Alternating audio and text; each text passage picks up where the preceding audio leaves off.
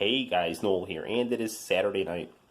And after a long and fun day, I thought it would be fun for us to do a video game review for the video game section of the YouTube channel. Tonight we are going to be reviewing a Famicom disk system game, one that I've been interested in and been wanting to play for a while, and I've acquired it now, and I wanted to share it with you. And that, my friends, is Biomiracle Bokutte Upa. This is a very cool Konami game from 1988, and before we get down to some awesome gameplay on the Famicom disk system, I thought it would be fun for us to actually check out the commercial for this game on our Commodore monitor. So without further ado, let's check this out.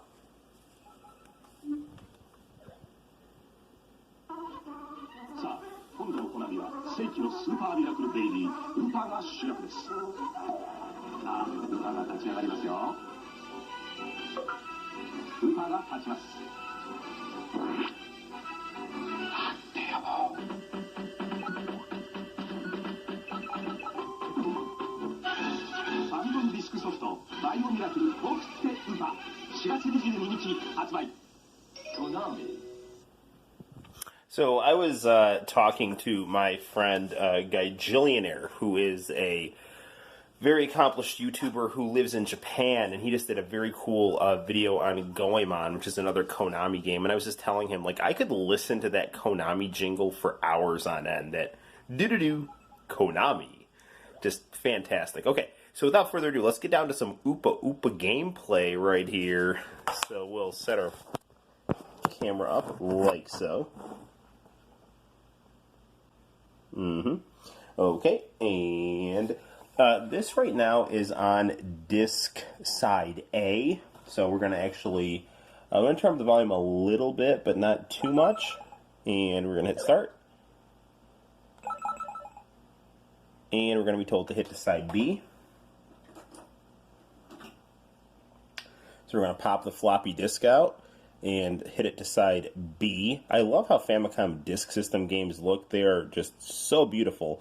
And I love the way that Nintendo imprinted their name on the bottom, both for aesthetic beauty and piracy protection. So let's punch in this disc here. I'm going to hit the lights, and hopefully this all loads properly.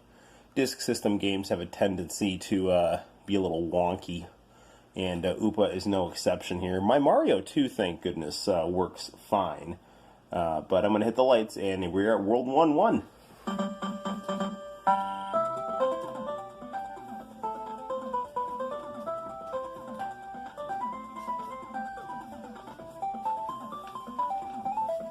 Okay, so you can clearly hear the music to this game is fantastic, and the gameplay and graphics are also fantastic. Big, beautiful sprites. This is a side-scrolling platformer in the vein of Super Mario, and I believe this game predates Kirby. This game has been compared to Kirby for its cutesy gameplay, but solid and enjoyable mechanics, and kind of the floatiness that happens as well. Now, Oopa, when he is invincible, can walk. There is actually a story behind this game. Someone took a lot of drugs one day. That's not true. No, the story goes a little something like this. Get up. So there is a kingdom, a magical kingdom, which is the best kind of kingdom. And you'll also notice I just got a power up there, which is a milk bottle, gave me full health. Anyway, this magical kingdom, a goat demon attacked it and defeated all the adults and started kidnapping the babies, except Oopa, who was given a magical rattle by a fairy who was trapped in an urn, and now he is like Rambo, out for revenge. It's Biomiracle Bokutte Upa. Just as fun as it sounds. And it is actually very fun. So the boss of this level is this pig here, and I have to basically get the things he's shooting at me to ricochet. Upa is adorable. And This game, really, it's challenging, but it's not like maddeningly difficult. So it's a really easy game to pick up and play and relax. And it's just a very pretty game. Sometimes Nintendo games are really spot on with their 8-bit power. By that I mean, big, beautiful, simplistic sprites that are filled with charm and energy and beauty. And this is right up there.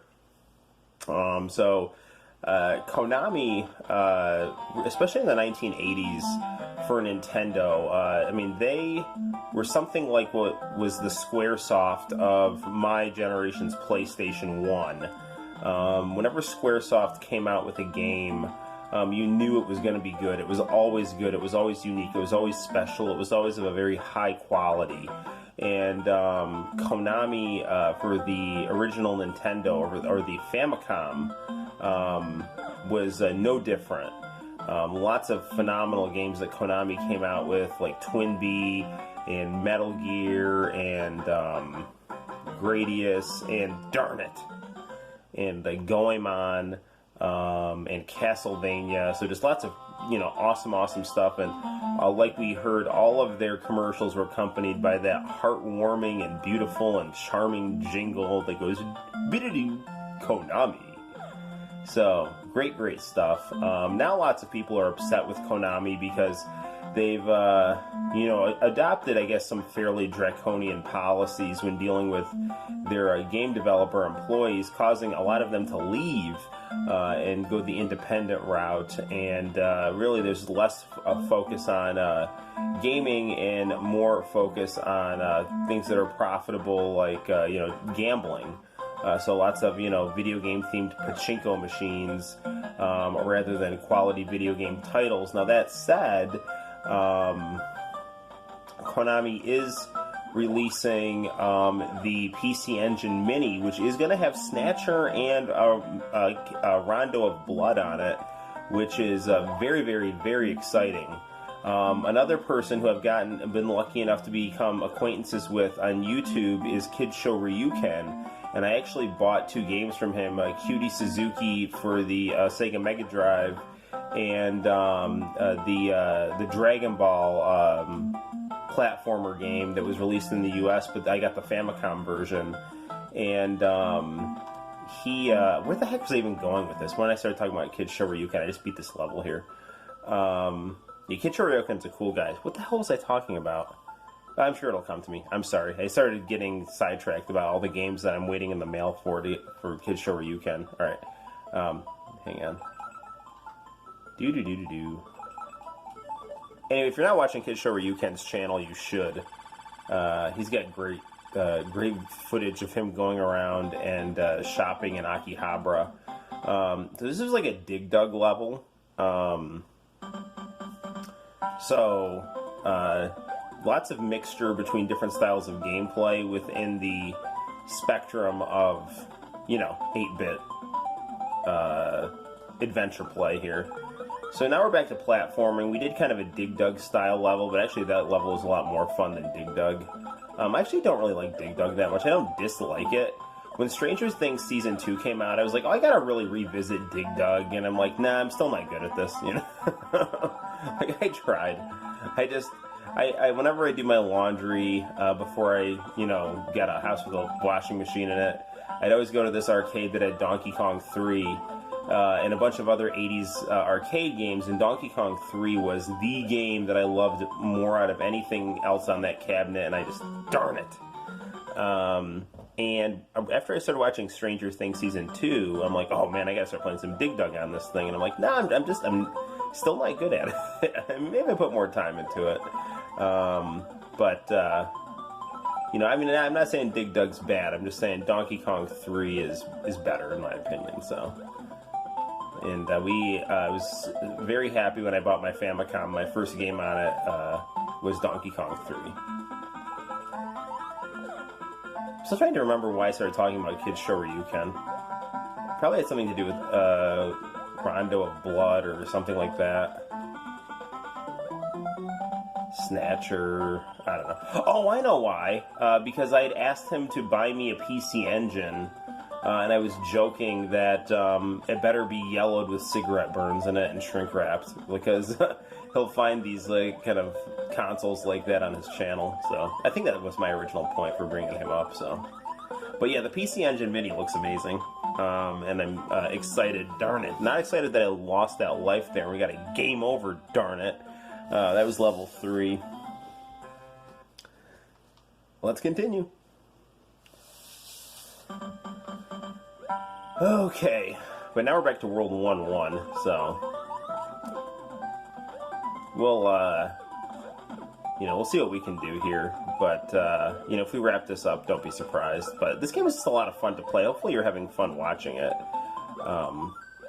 But, yeah, back to what I was saying here. PC Engine, the PC Engine Mini, I'm sorry, it's kind of late.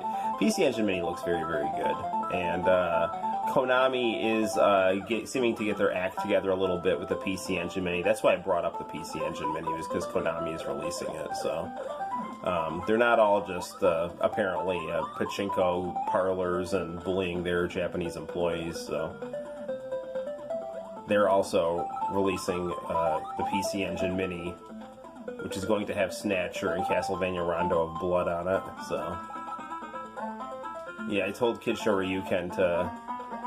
The next thing he gets me from Japan that I'd pay him for would be a copy of Shonen Jump and a PC Engine with Street Fighter 2 on it. And now we've actually reviewed the PC Engine version of Street Fighter 2 Champion Edition on the YouTube channel for the Wii. But I would like to get the actual authentic Hue card.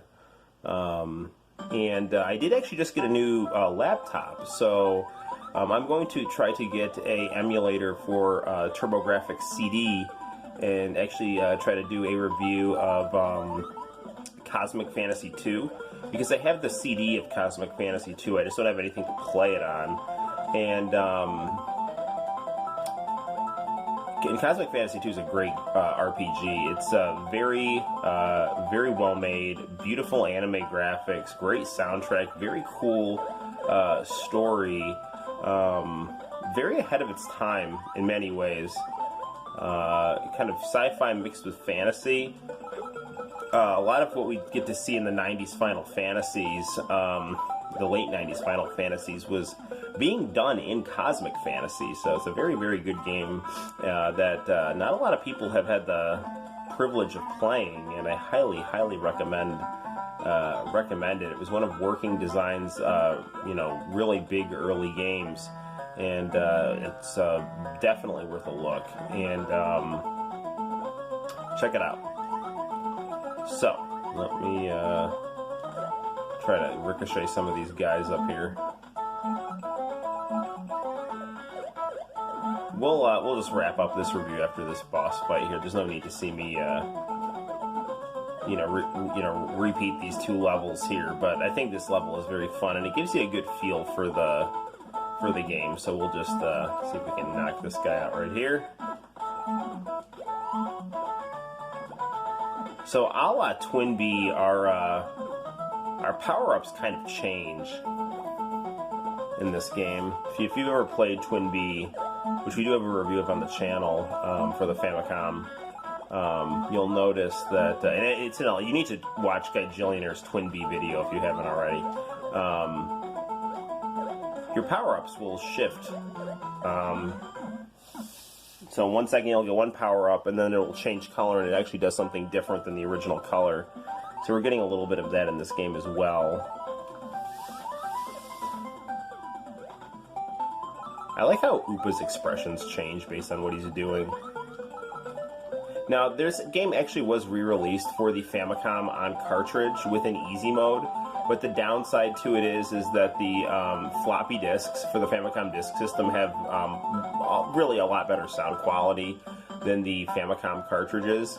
For cartridge games, I mean, the Famicom cartridges have good sound, but they really can't match the power of the disk system as far as sound goes. So, yeah, I would recommend getting this version of this game, but I'm interested to check out the cartridge version just to see what it's like. Yeah, Oopa's so cute. Really kind of creative, fun level design here. I was watching another person review this game, and they were mentioning the vertical and no, not the vertical. Yeah, yes, the vertical and horizontal, but I'm talking more like you can kind of take a high road or a low road through a level here, and it's reminiscent of Sonic the Hedgehog. So you can kind of see where a lot of platformers following Oopa get some of their ideas here. So this game was actually, pretty darn influential in terms of the stuff that it did when it did it. And we beat the first level again. So, what better way just to chill and relax than just beat the first level of this game? Being a magical baby with a magical rattle, fighting magical pigs in a magical place. So, there we have it, guys. It is Biomiracle Bokutte Oopa for the Famicom Disk System, a game that I highly recommend.